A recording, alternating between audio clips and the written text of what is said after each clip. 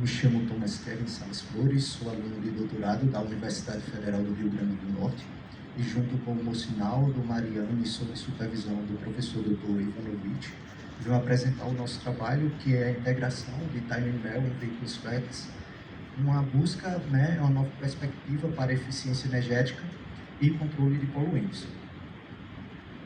A nossa apresentação ela vai estar basicamente resumida nesses 6 passos. Seria uma introdução, mostrar qual é a importância da utilização e o monitoramento dos poluentes e a eficiência energética nos veículos flex, o problema em si, a metodologia que foi abordada, um estudo de caso, os resultados e conclusões de trabalhos futuros. Hoje em dia, vemos que, após a pandemia, principalmente, ficou claro a alta demanda, principalmente dos veículos automotores, falando especificamente em caso de motos.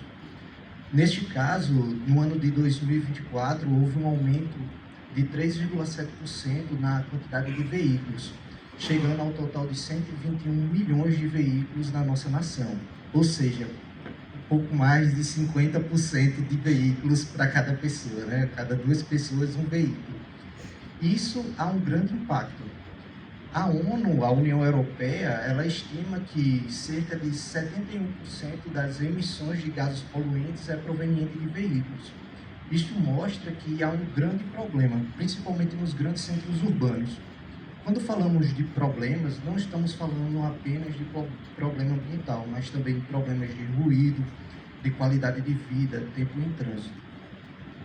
Aqui, algumas matérias que mostram justamente esse problema, ou seja, o que a emissão de carbono tem causado na saúde, no dia a dia das pessoas, ou seja, doenças pulmonares, principalmente daquelas pessoas que ficam mais expostas, como os taxistas ou motoristas de aplicativo.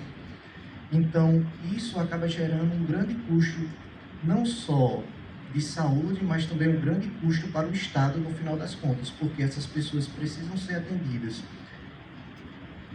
E nessa perspectiva, novos combustíveis têm sido trazidos à tona, Agora está na moda a onda dos carros elétricos, então a BYD está aí com milhões de carros elétricos, Tesla, mas nós vemos que no nosso país ainda há uma deficiência estrutural na questão da recarga dos carros. Além disso, o nosso potencial de agronegócio nos traz uma nova perspectiva de veículos mais limpos, como no caso dos veículos flex e também dos biocombustíveis. E agora, com as novas leis de incentivo a, que chamamos combustíveis do futuro, temos também a questão do hidrogênio. Porém, o nosso estudo estará focado apenas nos veículos flex. Seriam aqueles veículos que usam álcool ou gasolina, mistura dos dois. Vale salientar que no Brasil existe lei que delimita uma quantidade mínima de álcool que tem que ter na gasolina, então é cerca de 26% a 27%. E isso acaba ocasionando um grande problema, porque a maioria das formas que fazem o cálculo de combustível, ela leva em consideração apenas um tipo de combustível, ou seja, qual seria a quantidade de gramas que aquele combustível, seja álcool ou gasolina, produz no final das contas. E isso acaba sendo um delimitante. Então, o nosso trabalho busca fazer um ajuste utilizando técnicas de machine learning para determinar qual seria a emissão de veículos flex, ou seja, que possuem um percentual tanto de álcool quanto de combustível. Além disso, existe também a necessidade de medir a eficiência. Nesse caso, seria quanto do poder calorífico do combustível está sendo transformado de fato em movimento, E o parâmetro comum a ser avaliado é justamente a eficiência nas rodas, Com isso, alguns trabalhos têm sido desenvolvidos para chegar em algumas soluções para solucionar esse problema. Então, em 2023, tiveram o uso de Randall Forest e a ANN para estimar o consumo instantâneo de combustível, nesse caso foi apenas gasolina, Também em 2023, utilizando diferentes misturas de gasolina e etanol, mas também eles não avaliavam de forma conjunta os combustíveis, ou seja, avaliavam apenas a gasolina ou o etanol. E em 2022 também, que é alguns trabalhos do nosso grupo de pesquisa que empregaram o Tiny Mel para emissão, mas considerando apenas gasolina. Com isso, surgiu uma lacuna na literatura que seria como é possível determinar a emissão de CO2 de veículos que usam essa mistura.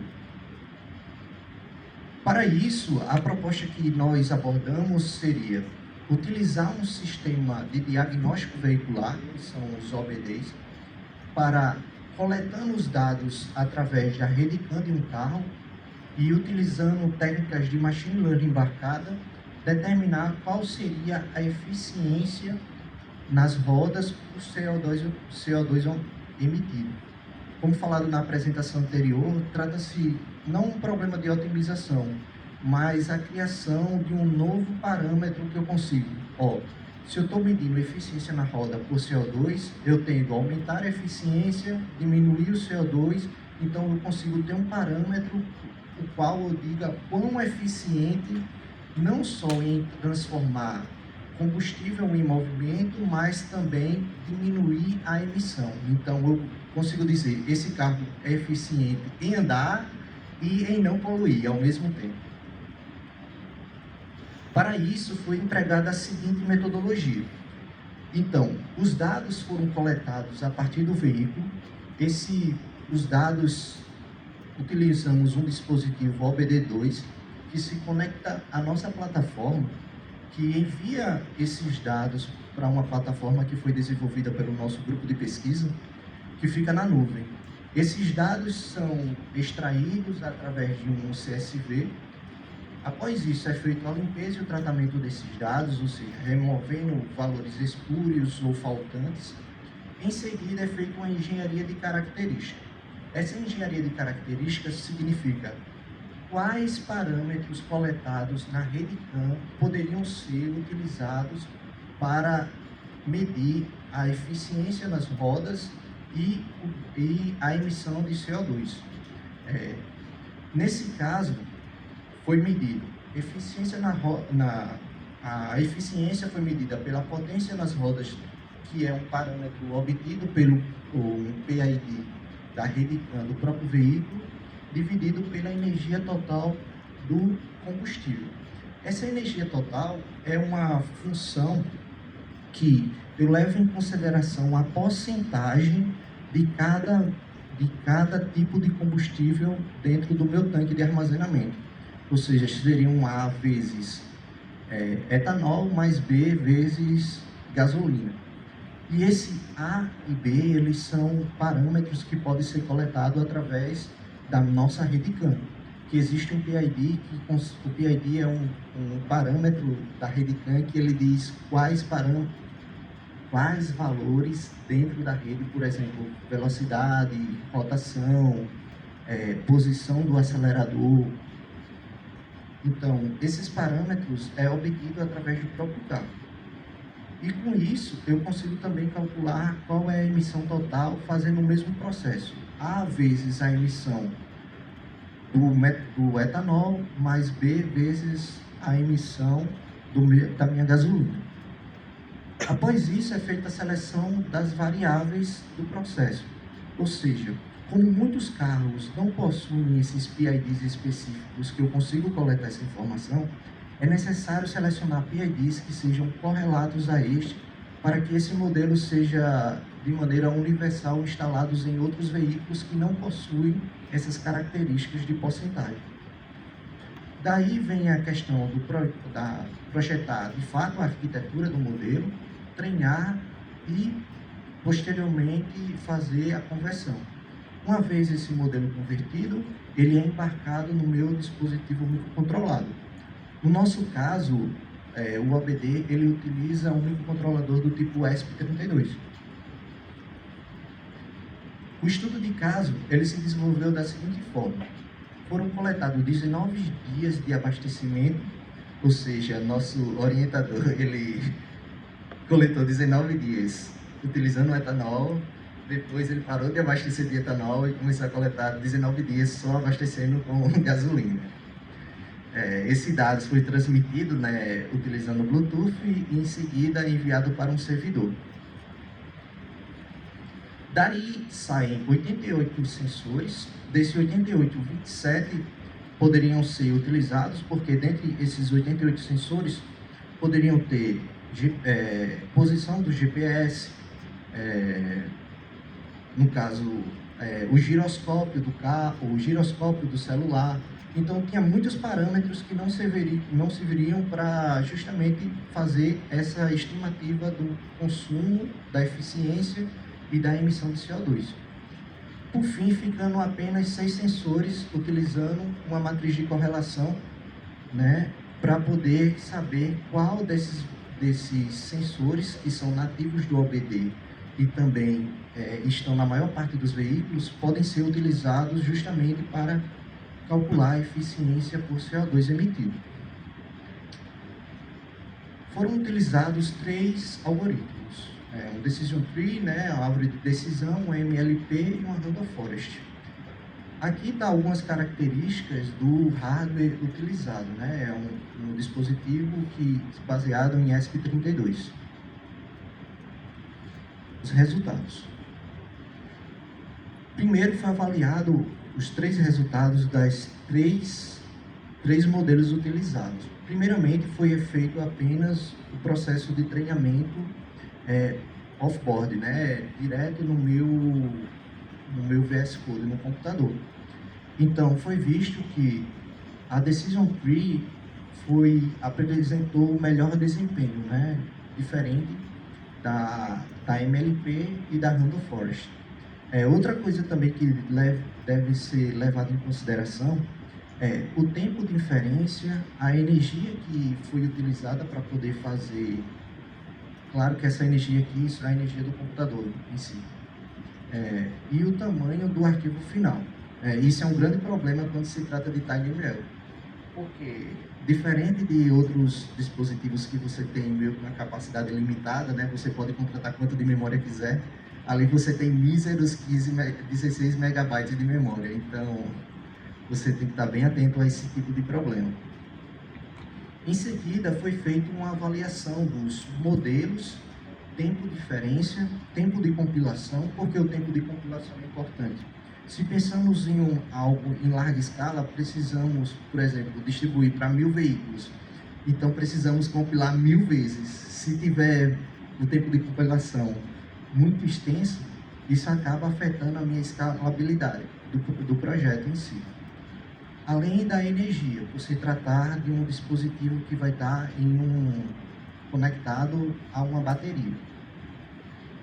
A memória RAM, a flash e o tamanho desse arquivo no final das contas. O tamanho desse arquivo é importante, pois se queremos, por exemplo, utilizar técnicas de Federated Learning ou aprendizado distribuído, eu preciso, de certa forma, transmitir esse modelo para que ele possa ser atualizado. Então, a memória RAM e a flash aqui entra como algo que já foi compilado, mas o tamanho como algo que pode ser transmitido. Além do meu MAI, que seria justamente o erro médio absoluto, né? A Decision Tree ficou tendo um dos melhores resultados. Além disso, utilizou também a MLP quantizada para 32 e 8 e float 32 e 28. Além disso, vimos também qual seria a avaliação dos meus modelos embarcados, né? E de novo, a árvore de decisão obteve o melhor desempenho e a Random Forest ela sofreu mais com os outliers, né? Ele acabou aumentando mais o seu erro. Conclusão, né? Aqui nesse trabalho desenvolvemos um fluxo para a implementação de TinyML para sistemas automotivos, no caso o OBD2. Existe um trade-off entre a precisão e os recursos do modelo, então é algo que você tem que se avaliar sempre quando você está trabalhando com Tiny Machine Learning. E, por fim, foi produzida uma nova métrica, que seria justamente a eficiência por CO2 emitido. Para trabalhos futuros, avaliar o desempenho para diferentes veículos e trajetos, já que nesse estudo inicial foi usado apenas um veículo, explorar outros algoritmos de machine learning embarcado e investigar estratégias de quantização e treinamento diferentes para que o modelo de MLP possa conseguir generalizar melhor o problema. No mais, agradeço a todos. Fica aqui também o convite, o QR Code para acessar o site do nosso grupo de pesquisa. Lá vocês podem ter informações sobre o que estamos desenvolvendo hoje e também tutoriais sobre TimeML e também o que estamos desenvolvendo está lá nesse site. Agradeço a todos. Muito obrigado.